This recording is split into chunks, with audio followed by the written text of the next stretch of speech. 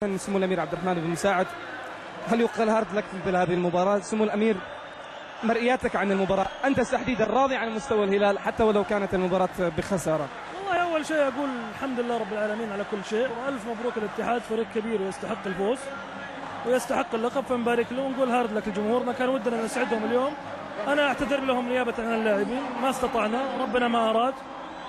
أعتقد أنه الطرد المستحق العزيز في الدقيقة 20 أثر على المباراة كثير. نعم مستحق، وكان صعب أنك تعوض وتجيب هدف وانت ناقص قدام فريق زي الاتحاد.